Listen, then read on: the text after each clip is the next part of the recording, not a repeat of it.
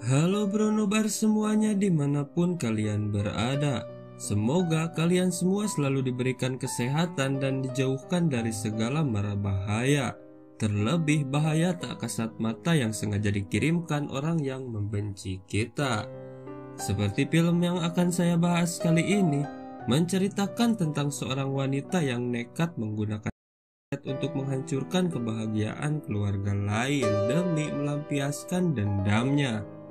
Film ini berjudul Sichin yang dirilis pada tahun 2014.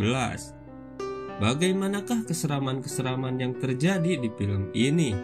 Oke, daripada berlama-lama, kita masuk ke alur cerita filmnya. Film dibuka dengan memperlihatkan rumah seorang dukun yang berada di tengah semak belukar. Lalu terlihat dua wanita yang tengah berkunjung ke rumah itu yang bernama Aznur dan temannya yang tidak diketahui namanya. Tak lama kemudian datang seorang emak-emak yang mempersilahkan Aznur untuk menemui Mbah Dukun yang bernama Hoja Ihsan. Di sana Aznur pun mengatakan maksud kedatangannya pada Simbah, yaitu dia bertanya tentang seorang pria yang dia cintai bernama Kudret yang tak lain adalah sepupunya sendiri. Dia bertanya pada Simbah, apakah suatu saat nanti Kudret akan menikahinya. Setelah diterawang dengan seksama, tiba-tiba Kudret teyzenin oğlu. sebuah jawaban terlontar dari temannya yang telah dirasuki jin. Yang mana jawaban tersebut yaitu melarang Aznur untuk berhubungan dengan Kudret karena dia adalah sumber malapetaka bagi Aznur. Mendengar itu Simbah pun menambahkan agar Aznur segera menjauhi Kudret. Kudret'ten uzak dur. O senin Azrail'in. 12 tahun kemudian, terlihat Aznur mendatangi seorang pria di tempat kerjanya yang tak lain pria ini adalah Kudret. Kedatangan Aznur saat itu untuk meminta Kudret bertanggung jawab atas bayi yang dikandungnya. Namun saat itu Kudret terlihat tak menginginkan bayi hasil perselingkuhannya itu. Kudret meminta agar Aznur menggugurkan kandungannya dan berhenti mengganggu kehidupannya. Namun di sana Aznur bersikeras akan melahirkan anak itu dan memaksa Kudret untuk mengakuinya. Kudret pun emosi dan secara spontan dia langsung menampar Aznur. Setelah itu tiba-tiba Aznur mengalami pendarahan. Kudret yang panik langsung menelpon sahabatnya yang bernama Hafiz untuk membantunya membawa Aznur ke rumah sakit. Sen almadan önce düşünecektin.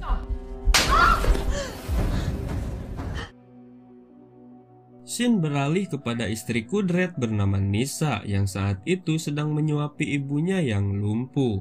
Di sana juga terlihat anak Kudret bernama Caida yang mengalami kebutaan sejak lahir yang diakibatkan dia lahir prematur dan telatnya penanganan dari dokter. Kembali beralih pada Aznur yang sedang terbaring di rumah sakit. Sesaat kemudian Kudret datang dan memberitahu bahwa bayi dalam kandungan Aznur telah meninggal. Sontak saja kabar itu membuat Aznur merasa terpukul. Selain itu, di sana Kudret juga berkata kepada Aznur agar mulai saat itu jangan lagi menemuinya. Di sana Aznur tampak marah dan terlihat dendam kepada Kudret. Tekmeyi basıp gidemezsin. Senin helalim benim. Setelah di rumah, Kudret yang sedang tertidur tiba-tiba bermimpi buruk. Dia bermimpi Saida membawa sepasang bola mata dan meminta dia memasangkannya. Sontak saja Kudret langsung terbangun dari tidurnya. Saat itu dia langsung menghampiri Saida. Di sana dia terlihat menangis dan merasa berdosa karena telatnya penanganan dokter saat Saida lahir adalah kesalahannya. Dia telah mengabaikan Nisa yang saat itu meminta diantar ke rumah sakit. Suyum geldi Kudret. Maalesef gözleri görmeyecek. Beralih ke rumah Aznur. Di sana Aznur tinggal berdua bersama ibu mertuanya setelah suaminya yang bernama Ali Ismail meninggal. Terlihat saat itu Aznur meminta izin untuk pergi ke suatu tempat. Si ibu melarangnya karena merasa khawatir. Namun saat itu si Aznur pun marah dan memaksa untuk pergi. Singkat waktu, terlihat Aznur yang pergi menggunakan bus. Beberapa saat kemudian tibalah dia ke tempat tujuannya yang ternyata tempat itu adalah rumah Simbah yang 12 tahun silam dia kunjungi. Setelah menceritakan semua yang terjadi antara dia dan Kudret, Simbah menyalahkan Aznur yang telah mengabaikan ucapannya 12 tahun lalu. Setelah itu, Aznur mengungkapkan maksud dia datang kembali, yaitu dia ingin meminta bantuan Simbah agar Kudret luluh dan menjadi miliknya. Pada awalnya Simbah tidak mau melakukannya. Akan tetapi setelah Aznur memberikan uang dan semua perhiasannya, Simbah pun akhirnya bersedia.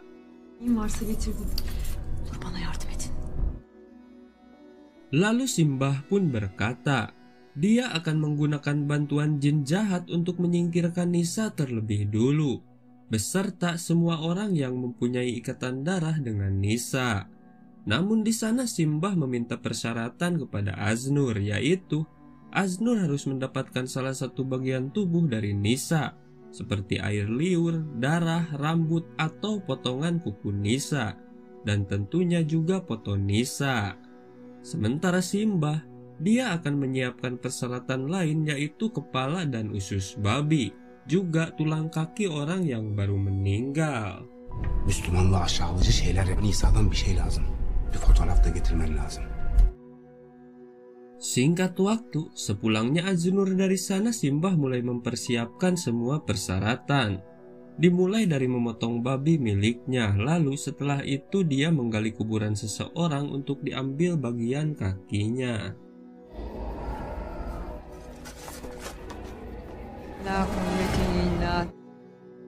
Keesokan harinya, Aznur berkunjung ke rumah Nisa. Tentu saja kedatangannya ke sana tak lain untuk mendapatkan persyaratan yang diminta oleh Simbah. Setelah berbincang sebentar dengan Nisa dan Seida, Aznur meminta izin untuk pergi ke toilet. Di sana, Aznur menemukan rambut yang tertinggal pada sisir. Dia pun yakin itu adalah rambut milik Nisa dan langsung membungkusnya. Lalu tak lama kemudian, dia menemukan bekas pembalut dalam tong sampah yang tentu saja masih ada darahnya. Tanpa rasa jijik, dia pun mengambil pembalut itu dan memasukkannya ke dalam tas. Singkat cerita, setelah mendapatkan semuanya, Aznur pun pamit dari sana. Saat itu Aznur terlihat tak tega melihat Seida, karena bagaimanapun Seida adalah keponakannya. Namun tekadnya sudah bulat dan hal itu tidak mengubah niatnya.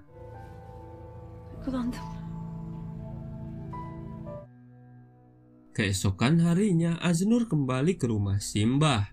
Lalu dia pun menyerahkan semua persyaratan yang diminta. Merasa semua persyaratan sudah lengkap, Simbah pun memulai ritualnya. Azafarun min syarri. Azafarun min syarri. Azafarun min syarri. Setelah menyelesaikan semua ritual, Simbah pun berkata bahwa jin yang dia kirim kepada Nisa akan mulai bekerja. Dan dalam 5 hari ke depan, Nisa beserta semua yang mempunyai ikatan darah dengannya akan mati. Malam itu terlihat Seida yang sedang menyisir rambut neneknya. Lalu tiba-tiba, singkat waktu, Nisa terbangun dari tidurnya pada jam 4 subuh. Lalu dia pun segera menunaikan sholat subuh. Dan setelah dia menyelesaikan sholatnya, sontak saja hal aneh itu membuat Nisa takut dan segera meninggalkan tempat itu. Keesokan harinya, saat membereskan kamar Seida, Nisa mendengar suara lirih yang memanggil namanya.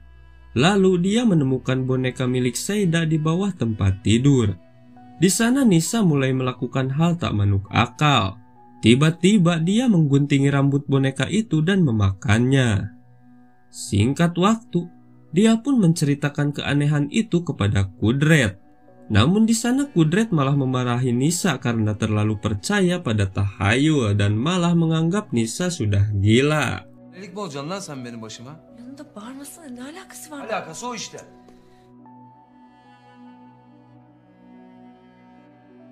Malam harinya di rumah Aznur. Kali ini justru Aznur yang mengalami hal buruk.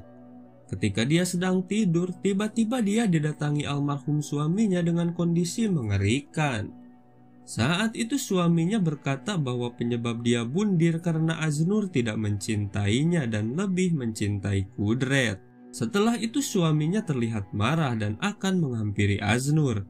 Namun seketika suaminya menghilang ketika ibunya masuk karena mendengar teriakan Aznur. Beni sevmedin diye kestin. Keesokan harinya terlihat Nisa yang telah selesai membersihkan ibunya. Lalu dia pergi ke dapur untuk membuang air bekas ibunya tersebut dan berniat membuatkan teh hangat untuk ibunya. Namun sesaat kemudian, Nisa dikejutkan dengan keberadaan ibunya yang tiba-tiba bisa berjalan dan sudah berada di dapur. Lalu tanpa diduga,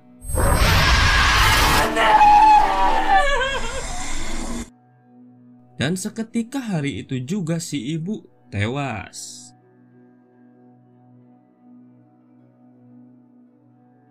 Malam ini giliran Kudret yang mengalami kejadian aneh. Seperti biasa dia tiba di rumah setelah larut malam. Lalu saat itu dia mendapati keadaan rumah yang terlihat aneh. Di sana dia melihat barang-barang di rumah itu tertutup kain putih. Melihat itu dia segera naik ke lantai atas untuk mencari anak dan istrinya. Setelah sampai di atas, dia melihat beberapa orang berkerudung putih sedang melakukan ritual. Lalu tiba-tiba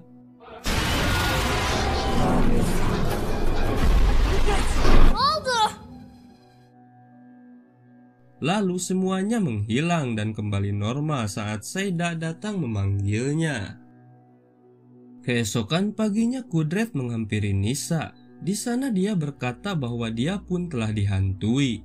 Sekarang Kudret juga percaya hal aneh yang dikatakan Nisa tempo hari adalah benar. Lalu saat itu Kudret meminta izin untuk pergi pada seorang ulama untuk meminta bantuan. Di tempat lain, saat itu terlihat ibu mertua Aznur yang sedang berzikir.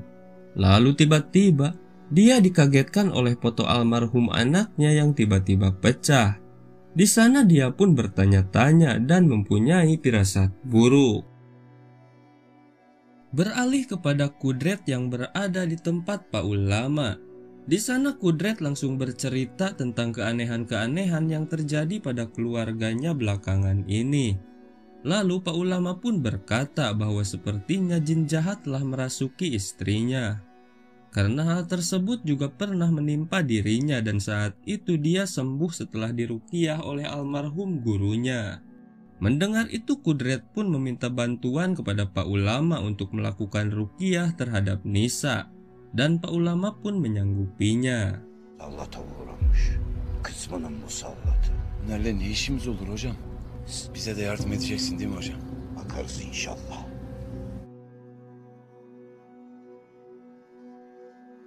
Malam harinya, Nisa yang sedang berada di kamar tiba-tiba mendengar suara yang memanggilnya dari lantai bawah. Kemudian dia turun untuk melihatnya. Lalu tiba-tiba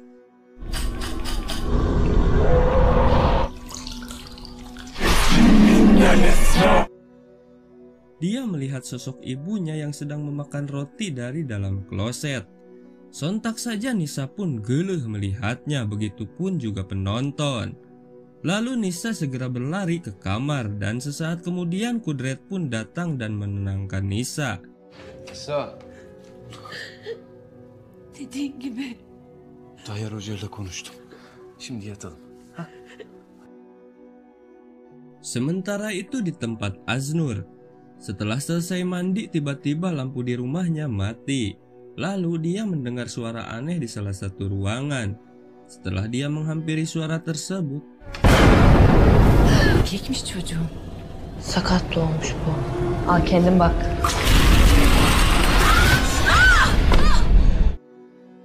keesokan harinya Aznur pun menelpon Simbah dan menanyakan kenapa dirinya juga dihantui.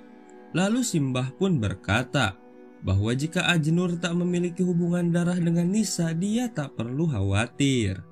Selain itu, Simbah juga bertanya, siapa saja yang telah mati di rumah Kudret. Ajnur pun menjawab bahwa yang mati baru ibunya Nisa yang lumpuh. Bersamaan dengan itu, perbincangan Ajnur dan Simbah ternyata didengar oleh ibu mertuanya. Sontak saja si ibu kaget. Lalu beberapa saat kemudian terlihat si ibu pergi dari rumah. Beralih pada Nisa yang saat itu sedang menjahit baju Seyda. Di sana tiba-tiba Seyda berbicara aneh tentang neneknya yang sudah meninggal. Sontak saja perkataan-perkataan aneh Seyda membuat pikiran Nisa kacau. Lalu dia pun mengambil tali dan berniat melakukan bundir. Untung saja Kudret datang tepat waktu dan berhasil menyelamatkan Nisa.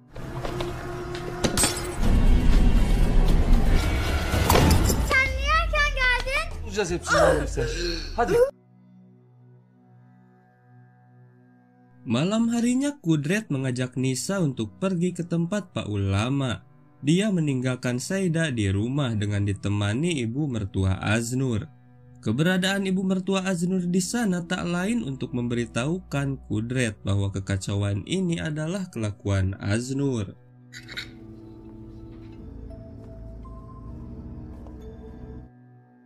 Beralih ke rumah Ajnur. Terlihat saat itu dia sedang menyantap makan malam. Lalu tiba-tiba makanan itu berubah menjadi lintah. Sontak saja Ajnur pun mual dibuatnya. Dan tak berselang lama, Sen bana yardım et.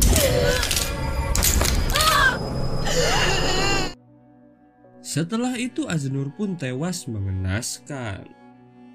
Kembali ke Kudret yang telah tiba di tempat Pak Ulama.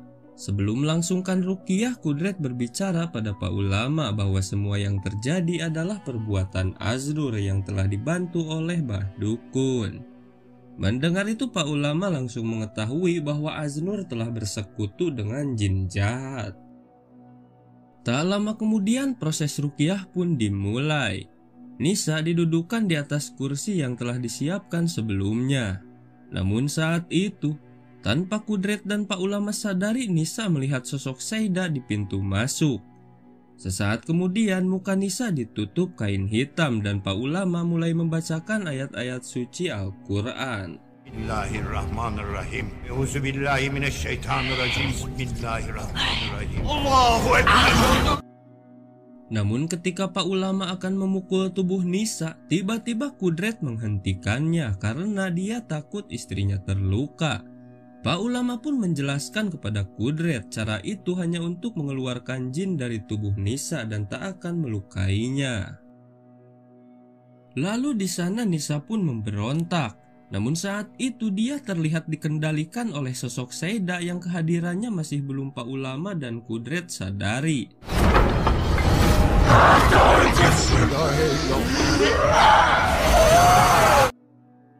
Pak Ulama pun menyuruh Kudret mengikat Nisa dan setelah itu dia memukul kepala Nisa untuk segera mengeluarkan jin itu.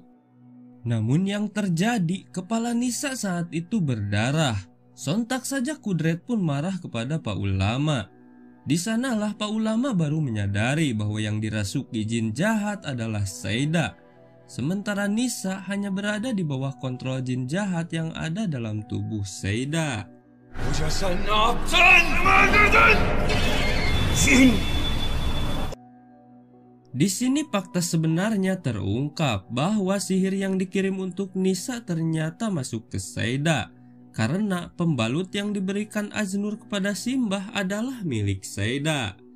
Itu sebabnya Ajnur juga ikut tewas karena secara tidak langsung dia dan Seyda memiliki ikatan darah.